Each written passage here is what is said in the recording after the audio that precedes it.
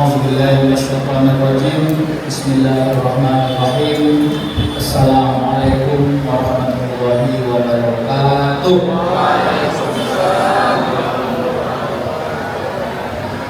Alhamdulillah wa syukurillah, salatan wa salaman ala Rasulillah dan Nabi Muhammad. Asyhadu an la ilaha illallah wa asyhadu anna Muhammadan abduhu wa rasuluh. Allahumma shalli ala Muhammadin fil qulubi wa ala ma'afiyati wa shifaiha wa nuril absar wa ala alihi wa sahbihi wa sallim. Hasbunallah wa ni'mal wakeel, ni'mal mawla wa ni'mal nasir, wa la haula wa la quwwata illa billahil aliyyil azim.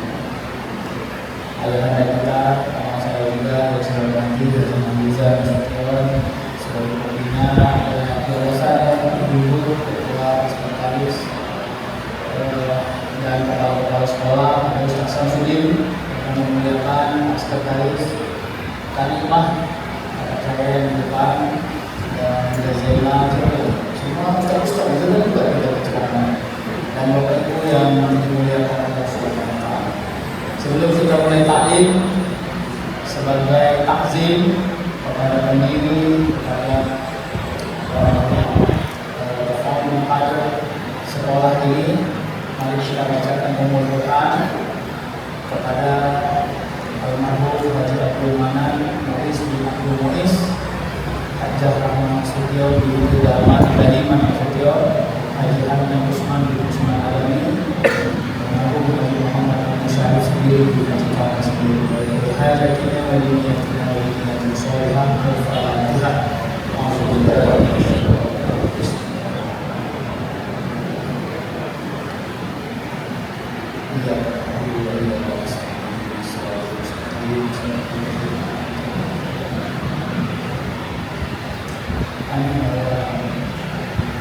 Tadi pokok acara yang saya pastikan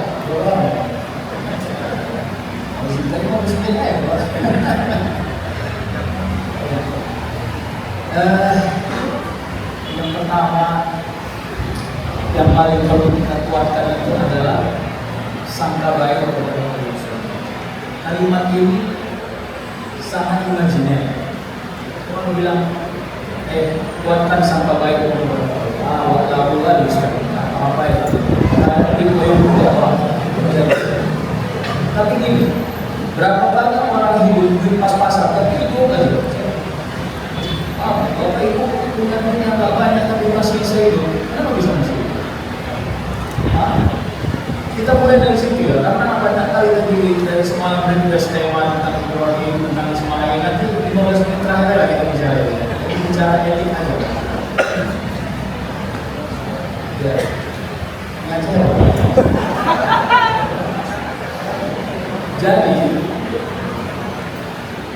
kita harus yakin tidak ada manusia di muka bumi ini yang tidak punya rezeki, itu satu. Karena nanti ini bicara tentang profesionalisme. Profesionalisme itu hanya bisa diukur dengan dua keadaan. Satu, keyakinan terhadap kemampuan. Yang kedua, keyakinan kepada tanggung jawab. Jadi kalau kemampuan yang tidak tanggung jawab itu bahaya. Melayani itu kata bosnya, kata kawannya. Melayani bunga yang kita jawab ini apa itu? Kalau kita sudah melepas kendali tanggung jawab menjauh dari bagian dari ability kemampuan, maka Allah akan memperkecil keberkahan. Kalau kita mau simpulnya, berkah itu ini banyak termanfaatkan, sedikit terasa. Nggak ada tidak membebani. Kita kesimpul dulu. Seorang apa gojek pulang dia cuma maghrib 47.000 kopek. Jajan anaknya aja 20.000 biasanya. Begitu dia pulang udah koyong aja bawaan. Tinggal 20.000 kopek lagi. Tapi dia yakin kepada Allah maafin umurnya. Begitu sampai di rumah, nggak satu pun anaknya minta jajan. Akhirnya dikobek, nggak jajan. Karena yang enak kan dari makan mama. Tapi kan kita suka nggak rasa. Kita anggap kalau kita sudah dapat sesuai dengan ekspektasi kita. berprasangka sangka baik kepada itu yang menjadi rumit, sehingga ilmu kita ini, kemampuan kita ini terasa hanya bermanfaat pada ruang-ruang yang kausalitas, sebab dan itu juga nggak salah. Tapi kalau itu nilai satu-satunya itu bermasalah. Saya framing kami dulu, saya bukan ahli sejarah, saya ini filsafat. Makanya kalau saya disuruh bicara sejarah saya nggak mau. Tapi saya disuruh menerjemahkan sejarah saya. Para nabi, kenapa menjadi nabi? Sekarang saya tanya kepada kita, mana lebih enak? Jadi nabi atau jadi menteri kalau urusannya ini?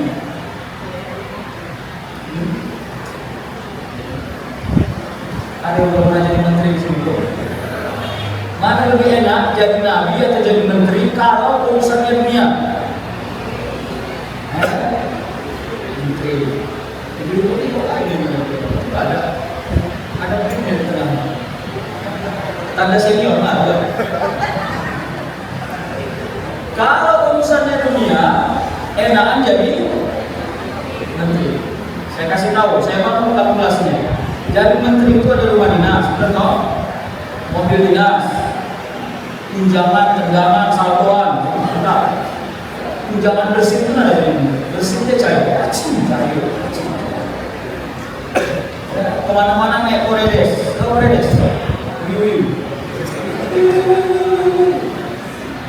jadi nabi ada rumah dinasnya. Hotel dinas di kamera ada. Nah, berapa tunjangan nabi per bulan dikasih oleh Allah? Ada 1,40 juta per bulan. Nah pertanyaannya kenapa nabi mau jadi nabi? Ada yang mau jawab? Ada yang mau jawab? Saya kasih hadiah. Kenapa nabi mau jadi nabi? Orientasinya harus dulu.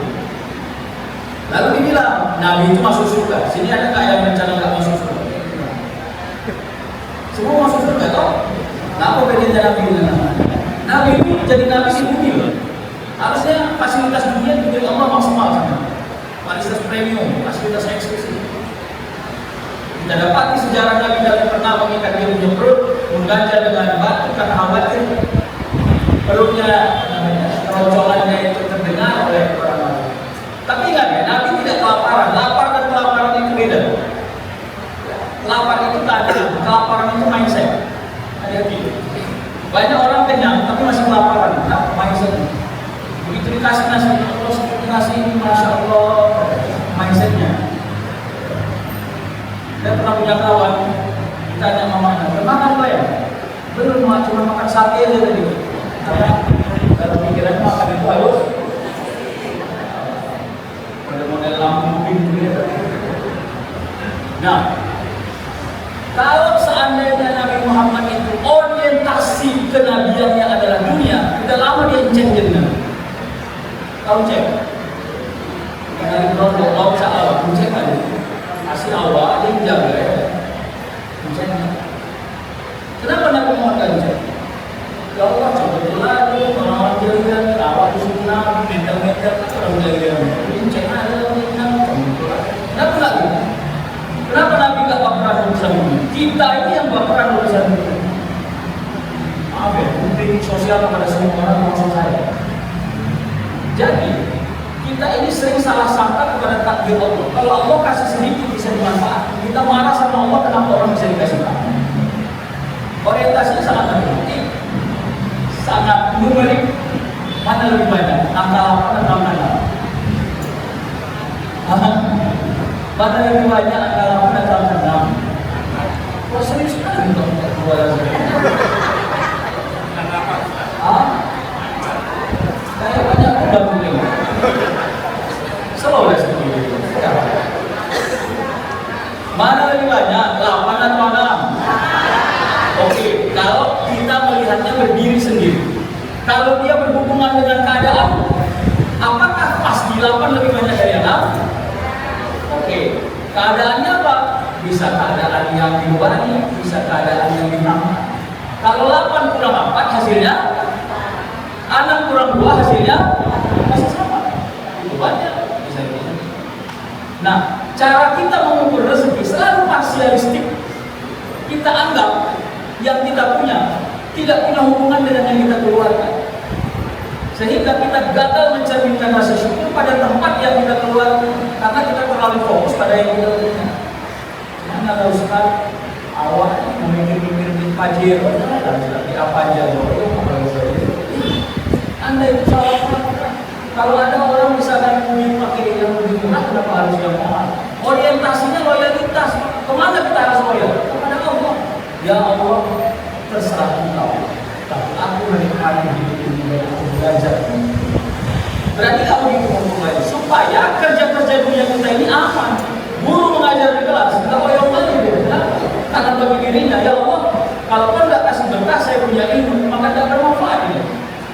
Berikan ilmu. Kan itu yang diekspresikan oleh Ta'lim al-Ta'lim. Bagaimana mengajak siswa untuk haus akan ilmu? Bagaimana mengajak guru ya, tunduk dan merasa rendah hati ketika dia mengajarkan ilmu. Karena yang dia bangun bukan suasana kognitif saja, tapi suasana psikomotorik. Bagaimana caranya sesuatu yang kita ajarkan bukan hanya mampu mengekspresikan, memintahkan, tapi kepintaran itu bisa diterjemahkan oleh model-model hidup. Takut berbuat jahat, senang berbuat baik, itu kan ekspresi. Kenapa kita selalu mengkritik etik dalam setiap perjalanan kita? Percuma mau pintar, tapi jahat. Kenapa begitu kalimat? Karena kita selama ini hanya mengajarkan kepintaran. Kognitif oriented. Kita itu terlalu fokus. Kenapa? Mengerjakan hal-hal yang sifatnya etik. Itu yang menjadi masalah. Problem siapa ini? Kita semua, saya juga termasuk. Nah, apa yang harus kita bangun? Nah, kalau kita frame dari kenabian, Nabi itu sudah standar dia punya sangka baik kepada Allah. Wa amilus itu kan interaksi yang simbiosa. Mana bisa sempurna amal kalau tidak pakai amilus soleh? Karena energi amilus soleh itu yang harus melewati energi. Kalau kita tidak pandai berbuat baik, bagaimana orang bersangka baik pada perbuatan yang meninggal, masya Allah, meninggal ya Allah, padahal belum pernah dibantunya, padahal Tuhan pada zaman itu mahal Tuhan apa? Yang paling berat kan mungkin awak meninggal juga kawan beda. Ekspresinya nggak bisa dibohongi. Tadi disebut oleh ayat kita di Manusia. Ini bicara tentang arti curolog, bicara tentang akhirat, ekspresi akhirat. Coba begini aja.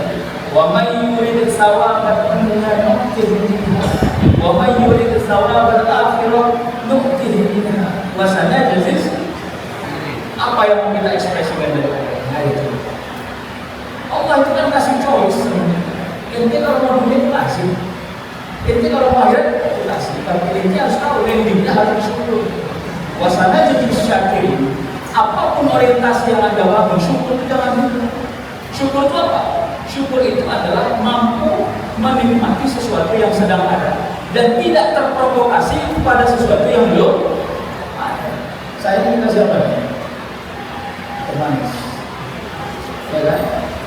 Itu ditanya Ustaz, kenapa minum teh manis? Apa jawaban saya? Cuma Allah. Cuma teh manis yang dikasih. Bapak Ibu, kalau kalimat saya kayak gitu, terasa nggak kalau saya bersyukur atau tidak? Kenapa? Dari mana Ibu tahu? Tahu aja Ibu. Nah, apa yang membuat Ibu nggak yakin kalau saya bersyukur? Apa rupanya indikator cuma nala? Apa orang kampung mau pandainya cuma nala? Satu kampung sama kalian, main Tanjung Balai. Ayo. Indikatornya imateri. Hati-hati, kita ini lebih sensitif membaca hal yang imateri dan yang materi. Tapi yang kita cari selalu itu. Ayo man, ayo saya doakan Bapak Ibu punya duit 1 miliar, cuma karena bahagianya sampai mati. Gak apa-apa biar komitmen ini. Allah ya Tuhan, Tuhan, saya cuma gini. Yang enak itu kan 1 miliar dan bahagia. Tapi kita sering gak minta bahagia sama Allah karena fokus minta ini. Mana yang lebih enak? di mana terletak di situ tidur, atau tidur di atas spring bed harga 27.618.000 rupiah? Hah? Mana lebih enak, di mana terletak di situ tidur, atau tidur di atas spring bed yang harganya 27.618.000 rupiah? Apa yang ibu bilang? Kalau ibu bilang enaknya di mana terletak di situ tidur, jual spring bed. Oke, kita bangun esensi supaya jangan gagal paham. Esensi tidur apa? Esensi tidur itu nyenyak. Apa? Nyenyak. Kalau Allah kasih duit, kau bisa beli spring bed harga 27 juta itu, tapi Allah ambil nyenyak, jangan enggak. Nanti capek aku jadi biji orang minta 26 tahun aku minta sama kau spring bed itu, spring bed antara kau jadi enggak minta aku nikah sama minta apa ini minta pokoknya 18 kali dia bilang minta. Padahal asal tinggal di spring bed itu ngoro aja bawa. Maaf ya, jangan gagal paham. Saya terus bilang sama kamu, ya Allah, kalau ditanya pula mana surga spring bed baru. Cuma saya bersyukur masih mau aja banting. Walaupun spring bednya tinggal, saya bersyukur kepada Allah. Tidak mau tarik nikmat yang imateri, meskipun nikmat yang materi masih aku menunggu kapan kau beri. Berani gak kayak gitu? Supaya jangan moyong lagi. Tahu ciri-ciri orang moyong? Gak pernah mau di jalan merah. Pokoknya salah jalan di jalan dia tarik-tarik lagi. Hampir masuk tarik aja. Paham ya? Nah, sekarang kita bicara orientasi. Apa etik dari pendidikan? Etik dari pendidikan itu adalah gembira. Orang yang mengakses hidup kita jauh lebih baik. Jadi jangan amin. Apa amin? Sibuk dia nangis-nangis dia awal aneh-aneh. Tak pernah dia nangis dia awal aneh-aneh. Salah satu penyakit kenapa kita kurang profesional di dalam hidup ini, termasuk dalam dunia pendidikan, adalah keanehan kita merajalela. Itulah meraja Fatimah. Kenapa? Ya itu tadi, simbol eksternal mengintervensi hal-hal yang internal. Itu kalau istilahnya seperti ini. Oke, ini saya saran. Mudah-mudahan Bapak Ibu mau menerima saran saya. Ya. Saya sarankan ya, kalau Bapak Ibu nggak punya mobil Alphard, saran saya nggak usah bayar pajak mobil mahal, 12 juta. Terima Pak? Nggak terima. Itu nggak terima saran saya. Saya sarankan kalau ibu-ibu, bapak-bapak nggak punya mobil Alphard, jangan bayar pajak mobil Alphard. Saya terima. Terima nggak saran itu? Ya, saya mau. Sekarang pajak Alphard 12 ke 13 juta. Saya mau bapak, kalau ibu nggak punya, ngapain bayar pajak? Kalau bapak ibu cuma punya kereta Mio, saran saya bayar pajak Mio aja. Jamin-jamin ya. Ya, paham nggak yang saya bilang? Paham.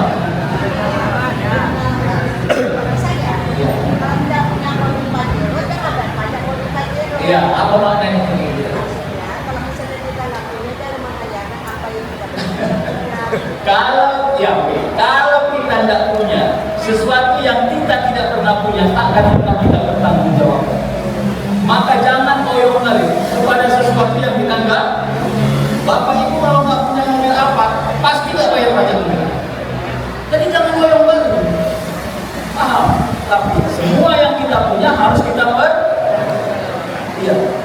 Itulah bentuk loyalitas kita kepada Allah, dan Allah minta loyalitas itu. Apa bukti mintanya? Ya ayyuhallazina amanu in tansurullaha yansurkum wa yusabbit aqdamakum. Saya bilang ini ayat loyalitas. Wahai orang-orang beriman, Allah mencap iman sebagai jenis dari kehidupan sosial manusia. Kenapa? Karena nggak semua orang Muslim beriman. Jadi aman itu eksklusivisme. Kalau dalam sebuah perusahaan, seorang owner bilang begini sama manajer, ente kan manajer, kira-kira itu sedang mempertanyakan jabatan atau sedang memuji jabatan?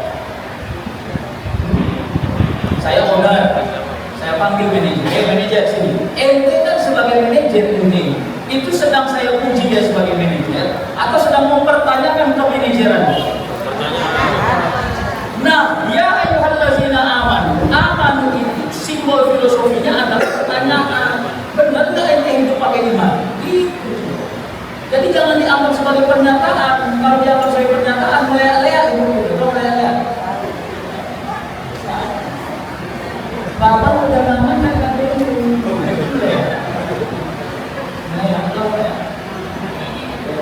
Itu bilang lagi makin jijik apa? Ada orang yang hidupnya menjijikkan. Kenapa? Karena tak berhasil menunjukkan keteladanan. Maaf ya, saya ngomong agak vulgar. Saya mengatakan kita ini suka sekali ingin mendengar kalimat yang enak, tapi tak bisa memperbaiki apapun dalam hidup. Jadi, apa yang mau kita butuhkan dalam perjalanan kita? Loyalitasnya itu kata, wahai orang-orang beriman, pakai imanmu kalau kau bisa melakukan ini. Apa? Intan seluruh yang seluruh. Jika kau menolong agama Allah, maka Allah akan menolong. Allah membangun simbiosa yang mutualistis. Pertanyaan sederhananya, apa benar Allah perlu pertolongan? Berarti Allah lemah. Gitu toh? Akal generiknya kan begitu. Jawabannya sederhana. Begitu agama diturunkan dari langit ke bumi, maka pertanggungjawaban teknis perjalanan agama ini ada di tangan kita. Hati-hati, simbolnya adalah lisan, simbolnya adalah perbuatan, simbolnya adalah mindset. Dia ada orang meja depan, bang, yuk sholat ya bang. Kalau adalah sholat begini aja dulu. Hati-hati, berarti dia loyalitasnya sangat rendah. Hati-hati, karena kita gagal menjadi orang profesional di dalam Allah hanya karena kualitas keduniaan. Nah, oke lah, kita lanjutkan aja cerita ini. Tidak apa-apa, sudah menarik. Karena kan kita ini terbius oleh suasana. Ustaz, kalau kayak gitu kata Ustaz, kenapa ada orang yang banyak hebat dunianya kenapa enggak? Pertanyaannya, hebat dunia dengan tidak hebat dunia, definisi siapa itu? Apa definisi sendok? Tahu sendok? Apa sendok? Apa fungsi definisi? Membatasi masalah, membatasi fungsi. Itu kira-kira ya, salah satu fungsi definisi. Definisi sendok apa? Alat bantu tangan untuk memasukkan makanan ke dalam mulut. Sepakat? Sepakat, oke. Datang aku di kampung, datang punggungnya, digaruknya pakai air. Yang salah atau itu atau definisinya?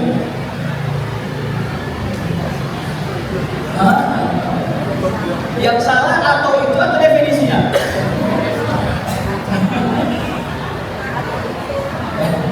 Ayo, tadi kan definisi sendok membantu tangan untuk memasukkan makanan ke dalam, atau di bantainya main garuk-garuk punggung. Sendok itu. Yang salah atau itu atau definisinya? Kalau enggak, rapat dulu sebentar. Kasih yang atau itu yang salah kan? Kita bilang, atau kenapa sendok itu atau buat garuk-garuk punggung gitu toh? Apa kata? Suka hati-hati, kan sendok-sendok apa? Oh, boleh lurus. Inilah realitas dan perubahan sosial dalam filsafat. Kita ini terlalu kacau dengan definisi. Definisi hidup senang banyak duit. Lalu kita sangkut di sini. Padahal morok, tidur morok, makan pakai telur gak naik kolesterol, gak dapat angkot jalan ke sekolah, tapi sehat. Kita gagal melihat itu sebagai sebuah rezeki. Kenapa? Karena definisi mendoktrin kebenaran. Ya udah, terus kita mengingat bilang loyal kepada Allah, loyal Allah. Nah, bila yang loyal betul-betul, Nabi Muhammad mau hijrah dari Makkah ke Yasrib, sekarang namanya Madinah. Kan dikepung itu rumahnya, benar tak? Oleh Abu Jahal CS. Kenapa Nabi Muhammad tetap doanya minta perlindungan kepada Allah? Doanya orang awam.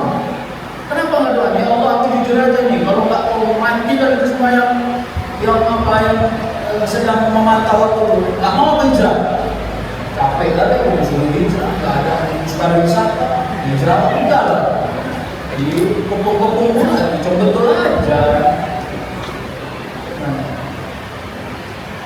Saya mau bangun suasana kebatinan. Disinilah saatnya kita malu kepada Rasulullah. Jadi nggak usah memframing cerita Rasulullah biasa. Tahu nggak kelemahan kita membaca sejarah kita? Yang kita pakai hanya anatomikus. Kita tidak pakai suasana psikologi. Sehingga cara kita membaca sejarah hanya how to know, bukan how to do, bukan how to implementation. Kita hanya berarti how to know. Berarti saya tahu. Apa ciri-cirinya? Jawabannya O. Apa? O. Coba jawab O nanti ya. Kalau saya bilang Bapak Ibu jawab O ya. Bapak Ibu, Nabi Muhammad itu lahir dalam keadaan yatim. Jawab. Nabi Muhammad itu ujian hidupnya berat. Apa nggak penting mau dengar itu?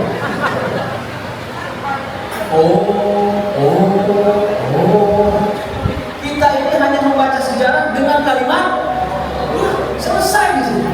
Makanya nggak ada suasana psikomotor. Nabi Ibrahim, ya, apa kira-kira ujian berat yang sensitif kepada dia? Dia diperintah Allah menyembelih anaknya. Benar toh? Cobalah ibu-ibu lah di sini menyembelih anaknya, mau nggak?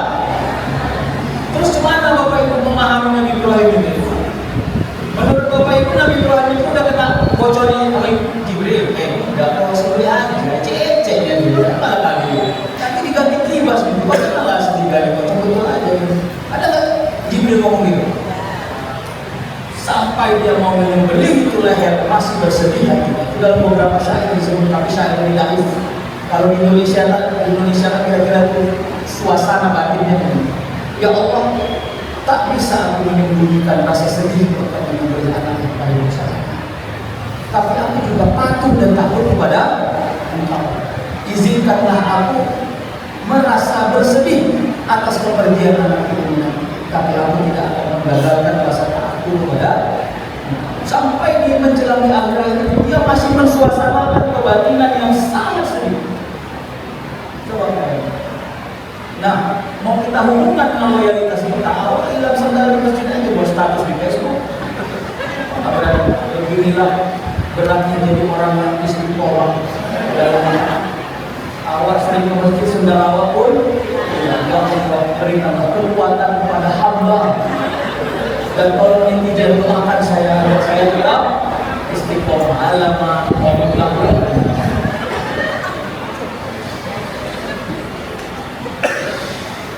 Yang ketiga, tidak banyak masalah itu adalah rezeki. Tidak banyak masalah itu adalah problem. Tidak banyak masalah adalah kalau perempuan itu pamit di rumah ibu, beri aja pakai A3. Ya, tidak banyak masalah adalah rezeki buat Anda sendiri jaga. Siapa di sini yang punya 2 triliun ada? Tidak ada. Berarti cecek ya itu. Kenapa bermasalah kalian itu? Ya. Ustaz, Anda jangan ngomong gitu, nanti ente diberikan Allah masalah baru oyong kepada saya. Saya tahu, tidak masalah. Makanya doanya itu harus buat doa yang berbeda. Ya Allah, ya Tuhan, kalau kau berikan ujian, dami-dami aja dari Allah. Ujiannya yang tidak merusak imanku.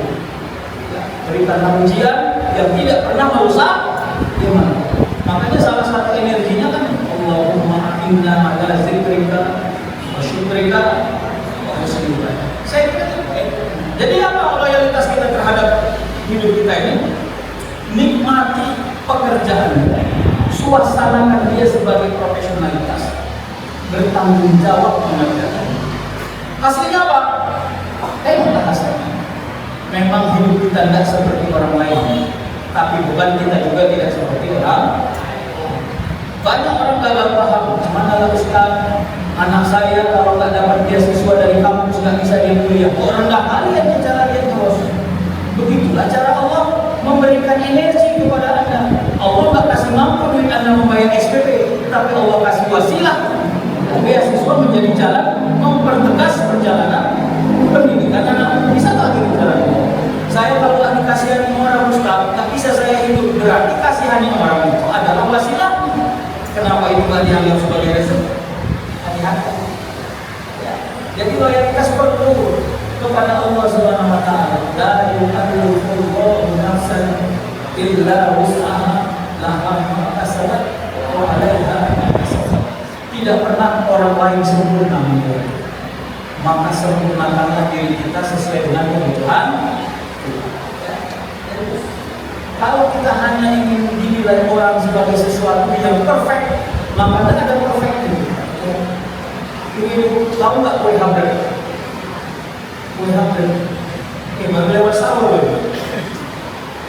HABREG. Hamburger. Nggak tahu? Gagal juga nih. Kue hamburger, tahu nggak? Nggak tahu? Bagus, karena memang nggak ada kue. Tahu nggak maksud saya? Siapa di sini yang pernah selera makan kue hamburger? Nggak ada. Kenapa? Kenapa ibu nggak selera makan kue hamburger? Karena nggak ada. Yang tidak ada tak akan pernah kita selera. Yang tidak kita selera tak akan pernah membebani pikiran kita. Maka supaya pikiran kita tidak terbebani, berhentilah selera kepada yang nggak bisa kita miliki. Udah selesai. Udah jawab?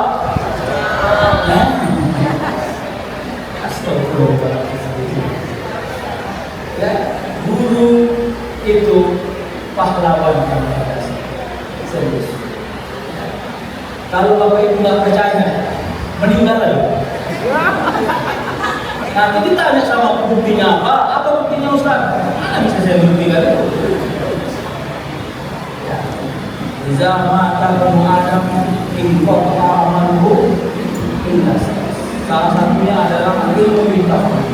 Al-ilmu bil tafawud itu korelasinya nggak harus mengajarkan, tapi juga hubungan kepada pertemuan. Makanya sunnah hukumnya setiap kita bertemu sama orang, ceritakanlah hal yang manfaat agar lengket di kepalanya. Mudah-mudahan yang manfaat itu bisa diamalkan dalam perjalanan ilmu yang dimanfaatkan. Jadi nggak sederhana jadi guru itu. Ya. Ustazah itu ibu Ustaz, tapi juga kan berusaha ceramahnya sama saya meninggalkan. Sama sih dia itu di sini. Tapi nikmati pening itu, karena rezekinya orang pening itu adalah pastinya. Ya. Bapak Ibu. Nah, kita ini apa pembelajaran itu? Sabar dan sabar. Sabar itu apa? Fasbir li hukmi rabbika wa la tuti' minhum aziman aw kafur. Justru di situ kalimatnya perintah. Bersabarlah engkau kepada semua apa yang Allah tentukan, apa yang Allah tentukan. Sabar itu defensif atau ofensif? Ayo. Sabar itu bertahan atau menyerang? Kalau sabar bertahan, jelek kali wajah. Itulah cuma kalah dari itu. Sabar itu ofensif. Bagaimana ofensifnya sabar? Ya, berhenti pada sesuatu yang tidak pernah datang, kerjakan pada sesuatu yang memungkinkan. Dan apa yang apa rezeki yang paling istimewa dari seorang guru? Mengulang-ulangi pelajaran. Kenapa diulang-ulangi pelajaran? Karena pelajaran tidak diulangi, bagaimana mengajar kepada murid. Apa rezeki istimewa kepada seorang guru? Metodologi. Saya pernah nanya sama mahasiswa saya, ada orang tidak pintar bahasa Inggris, locak dia bahasa Inggris, locak. Nilainya paling tinggi aja 5,5 waktu SMA. Waktu kuliah, asal guru bahasa Inggris, mereka tiba-tiba diberi tugas di sekolah karena dia guru mengajar bahasa Inggris. Ayo, apa yang terjadi? Hati-hati. Kadang-kadang Allah kayakan kita dengan metodologi meskipun dengan tidak dulu. Karena dia punya prinsip apapun yang ditugaskan harus jadi aman. Mulailah belajar bahasa Inggris di rumah, gitu lah. Dan itu bagian dari metodologi. Yang kedua apa? Dia buat ini. Baik anak-anak sekalian, hari ini kita belajar nama-nama hewan. Ibu akan buat 5 kelompok. Satu kelompok 5 orang. Kalian 10 nama hewan, 10 nama hewan, 10 nama hewan. Ditunggu 15 menit. Itu dia kok. Dan itu mahal harganya. Dan guru biasanya punya metode yang banyak untuk mensikapi hidup.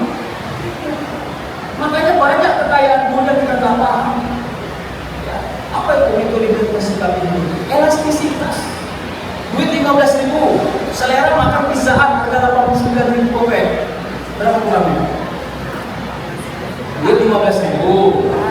selera makan pizza 89.000 rupiah. Kurangnya berapa? Banyak dan lagi. Oke. Pertanyaan, ini kondisi. Apa yang harus dilakukan? Ayo. Apa yang harus dilakukan? Kalau selera nggak bisa diturunkan, maka kita masuk ke chapter awal. Pendapatan harus dinaikkan. Kalau pendapatan nggak bisa lagi dinaikkan, maka berubah perbuatan yang baik menjadi jahat.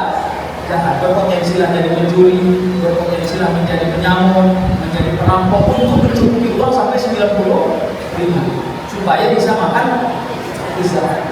Maka kerja orang yang punya metodologi dalam hidup membuat selera menjadi elastis. Kalau beli 15.000, saran saya makan nasi kanan aja, pakai telur. Di dekat rumah saya masih 11.000, banyak uang. Masih sisa 4.000. Paham? Tapi kita kan gagal mengelastisitas selera. Akhirnya kita merumit-rumitkan hidup kita. Tuhan tak pernah merumitkan hidup kita. Kita aja yang melihat rumit. Ya, sudah selesai. Jadi disitulah hikmah yang paling tinggi ketika Allah ridho kepada hidup kita dan perjalanan pekerjaan kita. Jadi kalau saya disuruh mentausiahi Bapak Ibu, apa energi para nabi tentang keteladanan menjadi seorang guru? Jawabannya ya kesederhanaan hidup.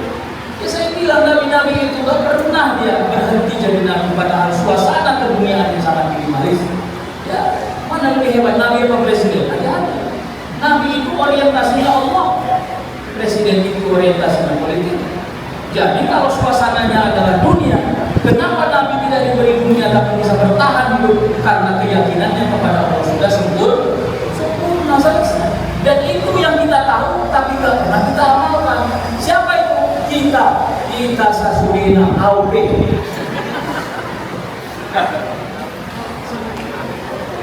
Ya? Nah, kita konklusikan maka masih ingat yang saya sampaikan di sini buat awal karena Al-Azhar memang jarang-jarang menyampaikan. Walaupun Ahmad Yusuf Nasution tadi tidak ada nepotisme di sana. Ya, tahu nggak penyakit yang paling mengerikan di muka bumi ini? Ada yang tahu? Penyakit hati. Penyakit yang paling mengerikan di muka bumi ini adalah suntuk. Tahu ciri-ciri orang suntuk? Nggak koyong. Tahu ciri-ciri orang suntuk? Ciri-ciri orang suntuk itu suka membuat orang lain suntuk. Tadi awal nggak ada masalah, begitu jumpa awal sama dia jadi masalah gitu. Hati-hati. Ya. Jadi Bapak Ibu, saran saya jangan jadi orang. Siapa sini yang sering suntuk? Ini serius. Secara makro, nggak ada orang yang nggak punya rezeki. Ini saya kasih contoh lagi untuk saya. Satu, datanglah orang nanya ke rumah Wali Burhan. Assalamualaikum, waalaikumsalam. Ya, dia mau nyari rumah Wali Burhan. Pak, boleh nanya, ya, rumah Wali Burhan risol di mana? Rupanya Wali Burhan ini jualan risol. Kenapa? Kata yang punya rumah, saya rencana mau beli risol. Kebetulan awak juga jualan koyong nggak? Koyong lah. Bisa nggak kita sabotase? Bisa. Kalau mau sabotase, saya ajari ya. Ini saya, tapi jangan makan, saya cuma ngajarin. Mau ngambil risol berapa? 2.000 risol. Berapa sama uang berapa itu? 400 nih. Bisa toh? Tapi Islam nggak pernah ajarkan itu. Kalau Anda ditanya, kerjaannya hanya menjawab. Oke? Akhirnya dengan oyong-oyong sedikit, aku kasih tahu. Rumah Tuhan dari kanan lagi ada rumah orang yang jual rumah dia. Benar toh? Selesai. Tapi boleh nggak iklan? Boleh. Wah, mana tahu besok-besok uang mau beli risol. Kebetulan saya juga jualan risol. Boleh nggak? Ya, itu ikhtiar. Itulah sangka baik orang muslim.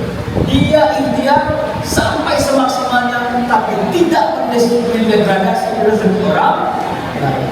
Tapi bisa nggak Allah merubah itu pikiran orang? Bisa. Oh iya. Kalau gitu kira-kira apa? Sama Pak Quran aku pesan 1000, sama Pak 1000. Halal nggak? Sama nih dong. Jadi itulah definisi dari ikhtiar yang sesungguhnya. Anda jangan pernah gagal paham dengan cara Allah memberikan jalan. Oke. Yang kedua, anaknya sakit, umur 3 tahun, demam, obatnya habis, jam 1 pagi, hujan lebat. Oke, bangunlah istri. Istri berpikirnya realisme, dalam filsafat ada namanya aliran realisme. Realistis. Apa kata istri sama suaminya? Bang, anak kita demam, obatnya habis, inilah abang keluar cari apa? Realistis loh. Makanya dalam filsafat namanya realisme. Suami pakai aliran rasionalisme. Ini jam 1 pagi, hujan lebat, mana ada toko obat yang buka? Betul toh? Betul taklah suami. Istri tahu lah masuk jalan serega. Nama saya serega. Ya kan? Suami gaya-gayanya kumis tebal takut ya begini.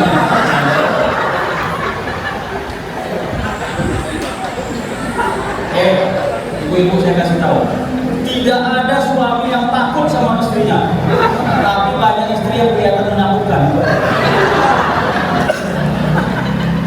Udah, mau tak mau, akhirnya keluarlah cari, bukan naik mobil, naik kereta dulu yang nggak bisa starter, ekor 7 kali begitu. Hujan lebat, pakai mantan Indomaret 14.000 gopek, merah ungu biru udah disentuh bolong. Dibantai dalam bininya itu menwa waktu kuliah namanya apa? Resmen kan prinsip menwa itu pantang pulang sebelum berhasil. Aku udah banyak giling suami mutar-mutar dia cari obat itu ya datang memang betul lah jam 1 pagi hujan lebat, mana ada toko obat yang bener tau? Ngomong-ngomong suaminya di kemarin takut gak? Udah 1 jam setelah terjadinya itu keluar nelpon bininya, bang gimana bang? Inilah aku bilang sama kamu ada toko obat jing-jing kali bang. Udah gitu toh? Akhirnya padahal bang pulang aja lah bang. Kenapa? Tadi karena rewel itu saran kita awak kasih air hangat keluar keringatnya banyak kali bang. Akhirnya dia tertidur pula, sekarang udah mulai demam lagi bang. Alhamdulillah. Kamu ada suaminya, kan aku bilang sama kamu, memang tahu. Oke, kita bangun narasinya, logikanya supaya enak. Ini namanya akal kritisisme. Yang dicari apa? Obat jalan atau tujuan?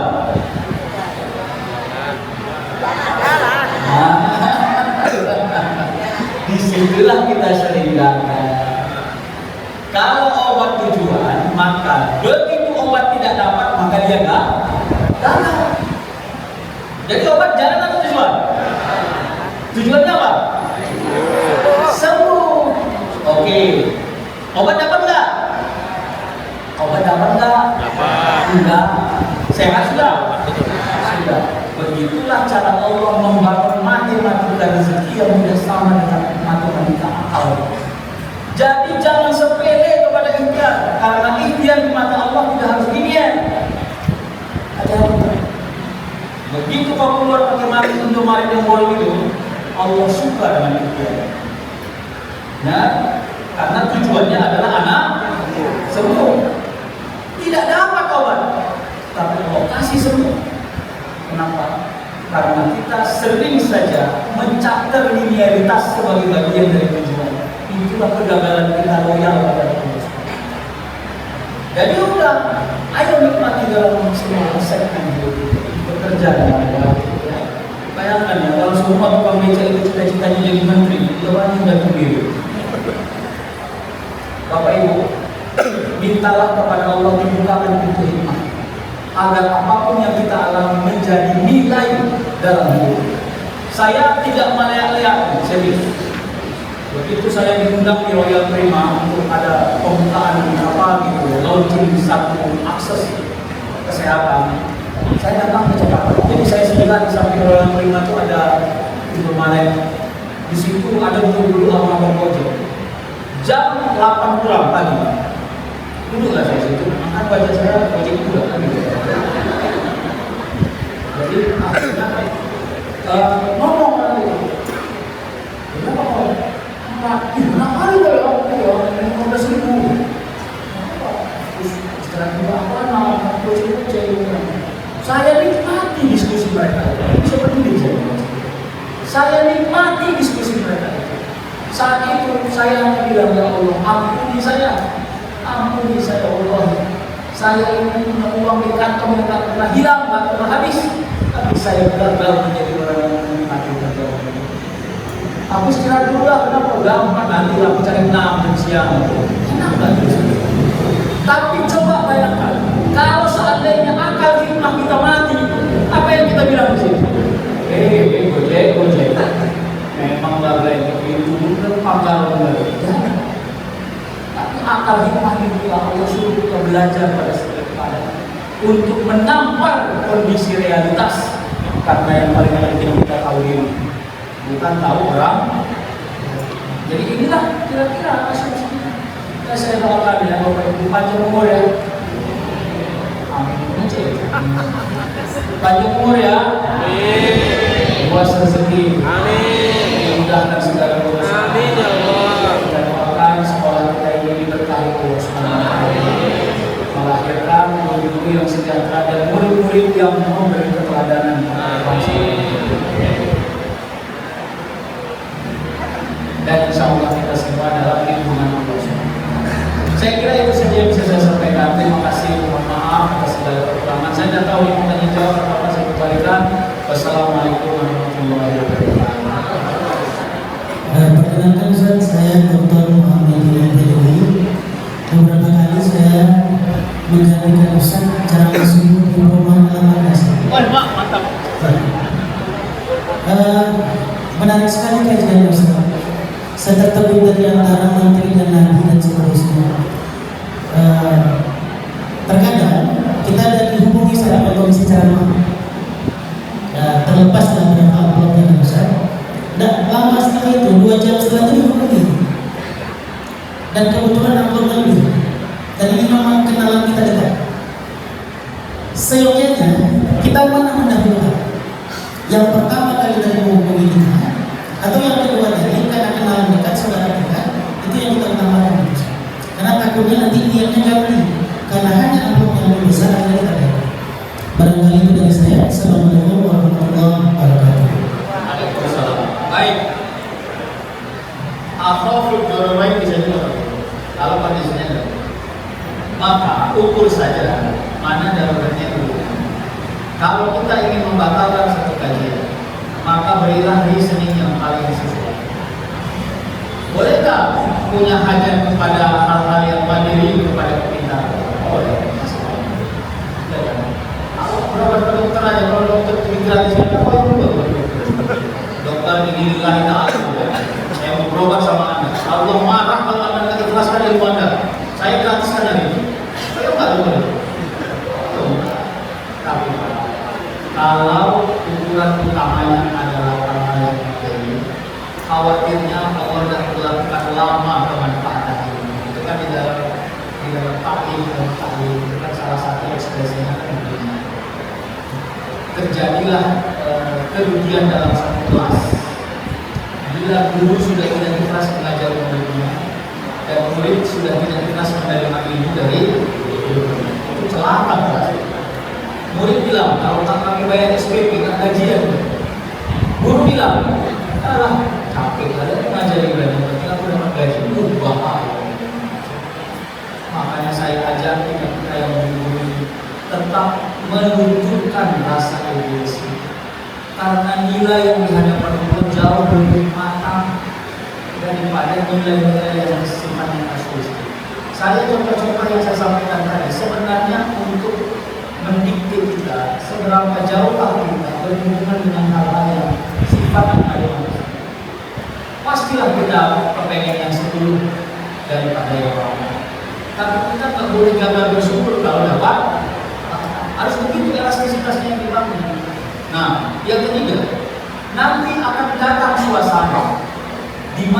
yang mudah-mudahan Allah berikan kekuatan.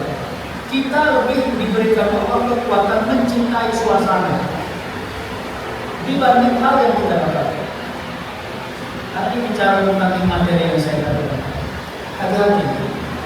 Ada alat ceramah, bayarannya pun cekap-cekap, tapi mereka sangat menghormati suasana pembelajaran, menyehatkan ruh kita, menyehatkan akal kita, menyehatkan batin kita. Pulang memang cekap-cekap lah kalau kan, tapi imunitas kita terjaga. Atau yang betul, saya maaf ya, saya pernah di satu instansi, akhirnya saya mau itu tidak mau. Ustaz, udah lama ya, baru-baru habis COVID. Ustaz bisa nggak berubah Idul Fitri untuk apa? Insya Allah. Lalu 2 hari kemudian kita, Ustaz bisa datang ke kantor, di interview dulu oleh bos kami. Oh, baru dalam majelisnya, main interview aja. Dalam saya nggak pantas, pasti saya gagal interview. Begitu bagi saya. Saling menghormati. Hati-hati, jangan gagal melihat tujuan. Itu ulang balik yang saya berikan. Jangan gagal melihat tujuan. Kadang-kadang elastisitasnya kita perlukan. Saya cuma bisa jawab itu, Ustaz. Tidak pasti saya menjawab yang lain. Ada berapa? Ya. Apa ya? Ada lagi mungkin aku dulu ya. Satu tiga. Baik, bismillahirrahmanirrahim. Assalamualaikum warahmatullahi wabarakatuh. Dengan Ustaz saya Musyono. Kalau menurut saya, inti dari Al-Quran itu kalau diperas dikecilkan adalah takwa. Ini pendapat saya. Kemudian salah satu pelajaran yang kita ambil dari kisah Ibrahim adalah takwa. Nah, sebagaimana kita ketahui bahwa untuk menggapai takwa itu ada yang terkorban atau ada yang dikorbankan. Seperti Nabi Ibrahim, ada yang terkorban dan ada yang dikorbankan. Yaitu tapi Allah menggantikan dengan cara lain. Nah, kenyataannya saat di dunia nyata saat ini, orang kalau takwa itu kalau bisa kaya tanpa masalah dan sebagainya. Sebenarnya Allah itu kan selalu dekat dengan orang-orang yang dicoba diuji, karena Allah dekat dengan ilmu, amal, dan ujian. Seperti dulu pada masa Rasul, sahabat-sahabat Rasul, kalau tidak ada ujian dia bertanya kepada Rasul, ya Allah, ya Rasul, apakah Tuhan masih sayang kepada saya? Karena kok belum datang ujian yang diberikan kepada kami. Nah, pertanyaan berhubungan dengan kedudukan Ustaz. Kita kan dalam berubah itu dalam rangka menggapai takwa. Nah, kita sebenarnya ingin berubah, tapi kehidupan kita dalam keseharian pas-pas saja Ustaz. Nah, apakah boleh kita berusaha untuk berubah dengan cara meminjam atau kredit atau pinjol? Nah, mungkin Ustaz pencerahan mohon jawaban dari Ustaz. Terima kasih. Assalamualaikum warahmatullahi wabarakatuh. Baik ya, tak boleh pinjol pula. Apa yang mau pinjolnya bukan pinjol. Walaupun kau idea pinjol tahu, jangan kau coba dirimu dalam kebiasaan. Tapi gini, tadi kan sudah saya bilang, bedakan mindset dengan keadaan. Oke, kalau dalam terminologi sufistik, miskin itu tak ada. Miskin itu dalam terminologi fikih ya. Makanya wala ya'uddu ala, ya itu fikih itu kan realitas. Kalau harta orang yang kau temui itu nggak lebih banyak darimu, sehingga dia mengeluh dengan kehidupannya, berbagilah. Kira-kira itu realitas. Tapi kalau dalam terminologi sufistik, miskin itu nggak ada. Sakana itu sukun. Sukun itu baris apa? Baris mati. Mana ada orang yang rezekinya habis? Itu orang si A ditakdirkan dari mulai lahir sampai meninggal dia makan 100.000 kg nasi. Lalu dia naik pesawat. Waktu naik pesawat sudah makan 99.999 kg nasi, sekilo nasi berapa? Alhamdulillah pesawatnya jatuh. Begitu pesawatnya jatuh karena masih ada rezekinya 1 kilogram nasi, insya Allah dia nggak mati. Begitulah adilnya Allah kepada rezeki manusia secara umum. Jadi jangan takut. Ya. Ini contoh kedua. Ini telinga nanti lupa. Si A dan si B, si A si B, sama-sama lahir di rumah sakit Mitra Sejahtera. Cek-cekna, nggak tanya namanya siapa. Ya. Ditakdirkan Allah rezekinya juga sama. Yang A ini rezekinya 500 miliar selama hidup, si B ini juga 500 miliar selama hidup. Harusnya mereka juga sama-sama mati. Itu logik toh? Logik. Tapi kalau saya ngomong, udah. Tapi si A, Allah buat tiap bulan dapat 5 juta. Si B tiap bulan dapat 10 juta. Kalau kondisinya gini, siapa duluan mati? Rezekinya sama-sama 500 miliar, lahirnya sama, detiknya pun sama lagi. Si A dapat 5 juta per bulan, si B dapat 10 juta per bulan. Mana duluan mati? Yakin? Maka ini berita-berita sama orang yang cari terus. Ya itu bagian dari loyalitas. Makanya kalau Bapak Ibu rasa rezeki dunia Bapak Ibu cengang-cengang, kita yang jauh upaya mati Bapak Ibu. Dan loyalitas itu harus dihidupi, kalau enggak bahaya. Makanya tadi disebut oleh Pak Agus tadi, ya Allah dia nanya, kenapa hidup saya nyaman-nyaman aja?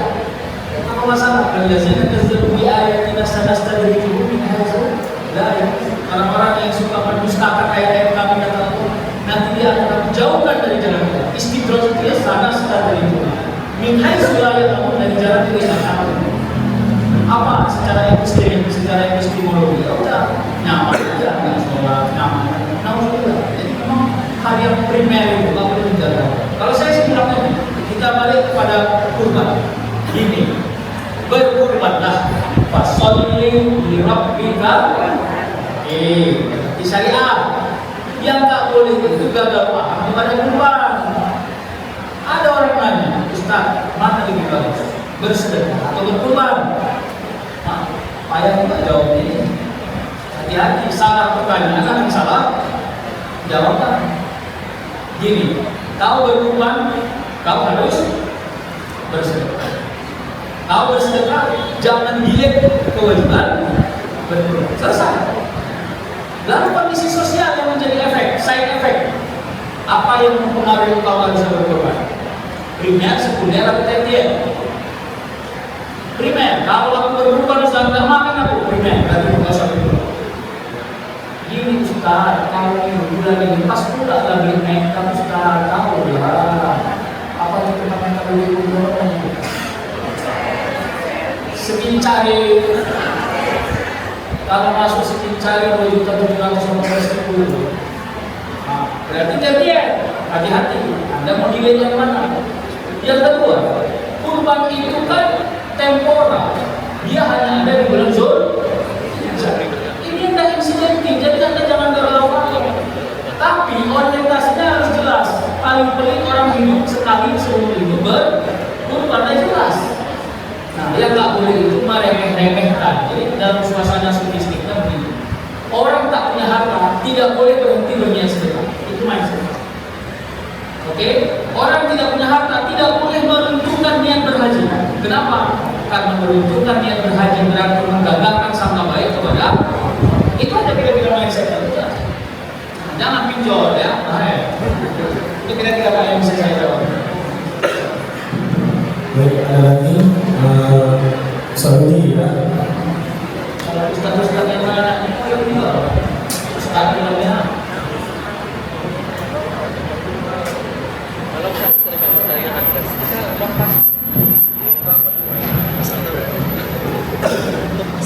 Bismillahirrahmanirrahim. Assalamualaikum warahmatullahi wabarakatuh.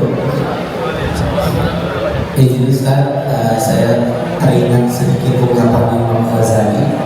Inhikum badalin badautuhum.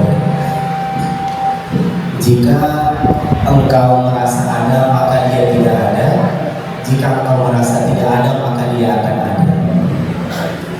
yang saya perhatikan dalam perjalanan kehidupan saya masih terjatuh pada tahapan yang kedua, yaitu masih merasa diri ini ada dan menafikan dia yang ada. Jadi akhirnya dalam rutinitas kehidupan saya masih sering terjatuh dalam kausalitas yang bisa sampaikan. Oleh sebab itu saya ingin nasihat sofistik yang bisa membersihkan untuk berbuat segala pekerjaan terlepas dari hukum kausalitas. Terima kasih. Assalamualaikum warahmatullahi wabarakatuh. Saya tidak berani menasihati Ustaz, saya menasihati diri saya sendiri. Kausalitas itu tak bisa kita pisahkan dari diri kita, karena kita hidup di dunia. Di dunia ini hukumnya kausalitas. Ngantuk, lapar, bila ada orang ngantuk kali aku makan dulu ya, nggak boleh bermasalah hidupnya. Ya, lapar kali aku tidur dulu ya, sudah juga banyak masalah ini. Kalau diobati segera. Nah, tapi bagaimana caranya? Hal-hal yang kausalitas tidak mengintervensi keadaan itu yang paling ya. Nah, ini punya istri. Inilah Bu. Coba bayangkan suami kalian udah.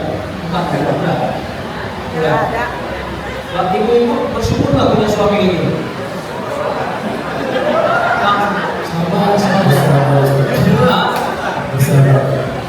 Sabar, senang nggak bapak ibu punya istri kayak gitu? Punya suami kayak gitu? Udah nggak ada yang jawab.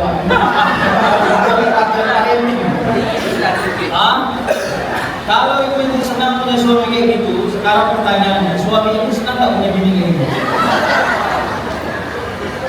Ternyata dalam rumah tangga kausalitas hanya tinggal 30% paling besar. Bayangkan kalau kausalitas masih bermain dalam rumah tangga, cerai di semua.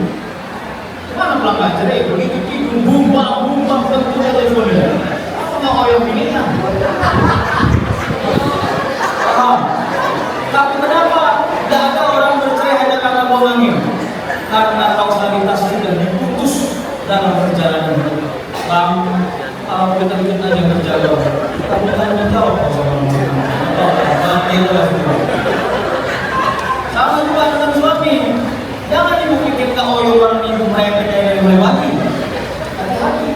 Tapi deh, nanti kalau merepek itu yang penting sehat kau. Daripada sakit, paham lah. Jadi hati-hati. Saran saya, kausalitas jangan dimatikan, tapi jangan mengintervensi lagi.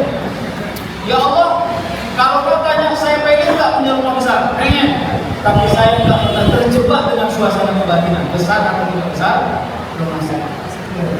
Sibuk dia nangis dia, awal nangis. Semua goyang. Apa bang tanah bang? Jembat apa ya? Lama lah. Tebaklah berapa ini tebak. Jika rasa ibu disukai lagi, 3 juta Oke, amin nggak? Kalau nggak amin syukur. Tapi pandai kita berjuang. Ya Allah bang, 3 juta waktu pinjam setahun, harga 10 juta pinjam buat waktu juga ya berjuang dana gitu. Siapa yang naik? Kalau yang kerja mana? Hati-hati ya. Kalau pandai bersangka baik pada realitas, insya Allah hidupnya lebih. Kita ini sering hanya gembira dan bersyukur pada hal yang non-realitas. Saya cuma bisa bilang itu Ustaz. Halo Ustaz, Ustaz menanya kalau Ustaz sesama Ustaz dilarang saling mendahului. Ini tepuk. Saya memang kalau nggak sampai katanya nggak boleh nanya.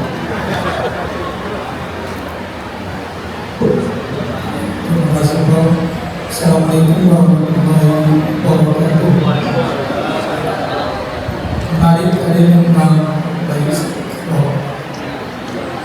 baik kita ini kadang membangun pada diri itu saya rasa khusus. Baik sangka pada manusia termasuk baik sangka pada Allah. Baik sangka pada manusia kalau kita keluar rumahannya dia jalan nanti pakai baju peci merah misalnya, baju kuning karena umum, saya yakin kita mulai prasangka yang dengan Allah. Apalagi nanti prasangka kepada Allah. Agar Allah sudah bilang, Nabi bilang kulus ini yang perlu menghadapi segala sesuatu lantas berhikmah. Sama kita sudah di 2015 lalu jamaah di Turkiye itu yang hancur, itu kan banyak orang berusaha ke sekolah. Tapi saat pulang ke negara masing-masing, dia keluar dari India dapat bantuan. Yang tangannya satu putus dapat 100 juta. Terakhir suaminya yang berizin dan kok satu tangan yang putus. Kenapa bang? Mau dua dapat 200 juta. Artinya kan membangun prasangka itu yang susah, termasuk mungkin perihal rezeki. Padahal kan rezeki itu yang sederhana seperti lagu cicak-cicak di dinding, diam-diam merayap, darah saya menyambung di rumah, lalu ditangkap. Jadi mohon membangun prasangka baik itu kiat-kiatnya bagaimana, baik kepada manusia, terlebih kepada Allah. Terima kasih. Assalamualaikum warahmatullahi wabarakatuh. Waalaikumsalam. Ini masih ada yang belum menanya Kak? Terakhir. Oke, tiga terakhir aja ya. Ngomong banyak anak pertanyaan jadi nggak usah nanya. Ini kadang-kadang kalau Ustaz tadi nyanyi cicak-cicak di dinding, ini lagunya balonku ada, belum pecah balon hijau, hati kita sudah. Belum sampai balon hijau pecah, udah kacau kan hati. Jadi saya cuma mau ajak kita pada teman-teman. Kalau saya gini, kan salah satu yang disebut oleh Imam Nawawi dalam atas segala itu, ya, alamatul ikhlas itu salah satunya adalah taqarrub ilallah duna syai'in. Jadi dibangun oleh spesialis, orang yang sedang beranjak pada ruang keikhlasannya, yang sedang menuju pada ruang keikhlasan. Salah satu energinya adalah qarrab, ingin dekat kepada Allah. Duna syai'in akhar. Duna syai'in akhar itu spesialis. Saya dekat ke si A, saya dekat ke si B, berarti tidak ada duna syai'in. Kalau saya sudah dekat ke si A, saya nggak boleh dekat ke siapapun. Allah maunya begitu. Anda kalau bilang otoritas prioritasnya adalah Allah, maka duna syai'in. Nah, sejauh apa sih jangka teknisnya untuk membangun duna syai'in akhar? Adalah ketidakbergantungan kita pada sesuatu yang belum dilihat. Apalah yang bersayap? Kepengennya makan enak, tapi kebetulan yang ada nggak kelihatan enak. Maka kerja kita di enak-enakan. Itu adalah kita ya. Saya selalu bilang itu di mana-mana kajian. Kalau loyalitas hidup kepada Allah, berlakulah ayat Qul in kuntum tuhibbunallah fattabi'uni yuhibbukumullah wa yaghfir lakum dzunubakum. Begitu. Allah itu ngomong cinta itu imateri. Cinta itu subjektivitas. Kita ini tidak suka diperlakukan objektif, meskipun kita kepengen perlakuan objektif. Seorang ayah punya anak dokter spesialis. Lalu ayahnya ini mau berobat ke anaknya. Anaknya itu betul pasiennya banyak, pakai nomor-nomor. Ayahnya datang nomor 17, ikut ayahnya antri. Objektif toh, siapa duluan datang, dia duluan. Lagi nunggu di antrian, tiba-tiba susternya keluar, perawatnya nampak gitu. Bapaknya dokter, ayahnya dokter. Bapaknya saya mau berobat nomor 17. Kan galau nih, hati perawatan, ngomonglah sama dokter, dok, ayah dokter tuh antri itu. Suruh masuk. Akhirnya apa kata dokter? Kalau ayah nggak masuk, nggak mau berobat, mengobati orang ini. Akhirnya bukalah pintu belakang, ayahnya masuk dari belakang. Pasien yang lain malah tau, siapa itu orang kok nomor 17 bisa masuk? Dikasih tahu sama perawat, itu bapaknya dokter. Hati-hati Pak, kira-kira malu nggak orang itu? Itulah sakit. Allah kalau sudah terlanjur sayang sama semua takdir perjalanan hidup kita, Yang tak enak di mata orang, enak di mata saya. Orang yang koyong nengok kita manusia biasa. Itulah realitas baik sangka. Dapat lewat kunjung rumah kami itu dibahas. Panas ya kayak kalau memang itulah kayak memang AC mahal loh kayak itu lagi istrinya. Sabar-sabar kakek ya sabar-sabar. Memang payah nih sekarang masih. Kakek udah 47 tahun tinggal di rumah keras hidup normal ya. Ente baru pas menit 18 detik sih ente yang kepanasan. Itu hati-hati. Orang yang sering gagal menilai hidup. Alhamdulillah Allah sudah bangun subjektivitas dalam bagi ayi hal yang situ aja kita sering lupa kalau kita nyaman, kita sering lupa kalau kita nyaman. Baru mereka dasar yang menjadi ya. Saya langsung berkata gimana? Baik, terima kasih Bapak Ibu, saya doakan kita semua sehat walafiat dan insya Allah pada pendiri sekolah ini diberikan Allah kemuliaan di dunia dan akhirat. Bismillahirrahmanirrahim. Alhamdulillahirabbil alamin wassalatu wassalamu ala asyrofil anbiya'i wal mursalin wa ala alihi wa sahbihi. Allahumma la sahla illa ma ja'altahu sahla wa anta taj'alul hazna idza syi'ta sahla. Sahil lana ya Allah. Sahil lana ya Allah. Sahil lana wa nafidina wa akhirah ya Allah. Rabbana la tuzigh qulubana ba'da idh hadaytana wa hab lana min ladunka innaka antal wahhab. Rabbana taqabbal minna innaka antas samiul alim wa tub 'alaina innaka antat tawwabur rahim. Rabbana atina fid dunya hasanah wa fil akhirati hasanah wa qina azabannar. Wa sallallahu wa sallam 'alaihi. Alhamdulillahi rabbil alamin. Taqabbalallahu minna.